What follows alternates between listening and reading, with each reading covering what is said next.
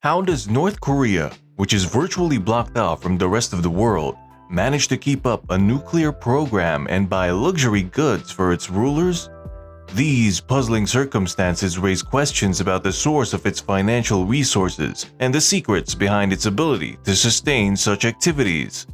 What happens when a state becomes a transnational criminal organization rather than merely allowing, supporting, or cooperating with them? Is Kim Jong-un a pseudo-Mafia don?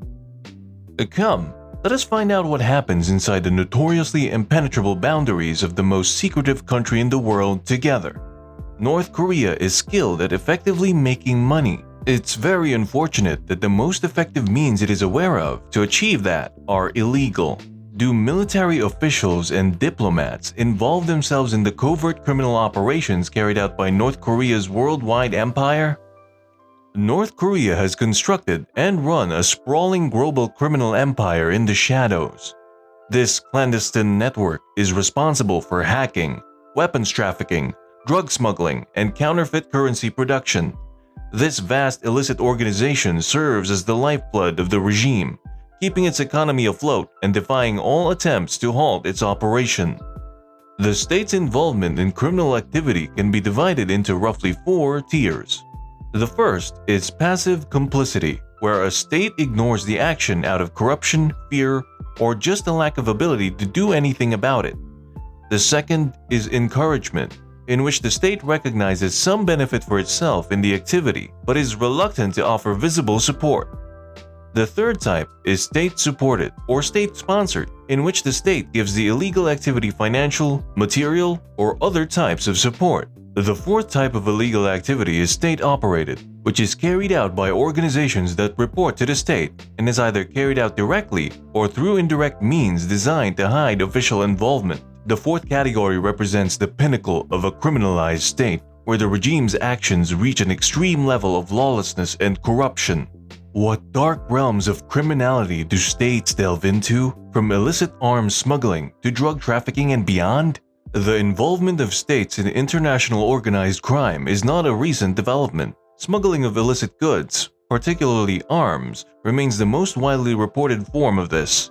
Manufacturing and trafficking of illegal drugs, including cocaine, heroin, and high-grade methamphetamine, are only a few of the criminal activities that exist. The dictatorship is also deeply involved in the manufacture of fake medications and synthetic drugs like fentanyl, which are sold on the streets of the United States and Canada. The government also reaps funds from the illegal trade in currency. In the realms of counterfeiting, the state's involvement in manufacturing U.S. currency has garnered significant attention. It has been previously accused of producing United States $100 super notes, but the evidence supporting these claims remains as dubious as looking for a black cat in a coal cellar. North Korea is building a large army of hackers. Ever since Kim Jong-un took charge, he has directed their attention away from spying and towards more lucrative pursuits. In 2016, a gang of North Korean hackers known as the Lazarus Group breached the Central Bank of Bangladesh and transferred hundreds of millions of dollars from the Bangladesh Foreign Exchange Reserve to many accounts connected to North Koreans. In addition to counterfeiting money, they are also involved in the production and distribution of fake cigarettes. Several reports claim that they are one of the world's biggest manufacturers of fake cigarettes. In their evil endeavors, they delve into the murky world of trading banned commodities. They trade banned products like rhino horns and engage in the illicit extraction and distribution of minerals, including notorious conflict diamonds. The extent of the regime's direct involvement in the trafficking of people and endangered species is yet unknown. This is not a case of the government turning a blind eye and accepting bribes from wrongdoers. According to experts, the regime actively participates in and supports illegal enterprises.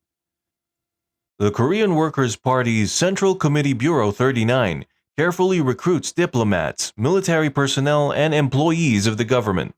They orchestrate their involvement in the production and distribution of illegal commodities. Their arsenal includes offenses ranging from insurance fraud and cybercrimes to weapons trade, which represent the deepest levels of their activities. In the scenes of a sinister theatrical production, the state gradually takes on the roles of an actor, a director, a producer, and in the end, the mastermind behind the sinister show. North Korea has effectively nationalized, industrialized, and even weaponized crime, creating a state that is entirely dedicated to organized criminal activities. These illicit pursuits serve as a way to fund the regime's operations and programs. It is challenging to estimate how much money North Korea makes from such operations, given how closed off its society is. North Korea serves as the most prominent example of organized crime that is actually controlled by the state itself.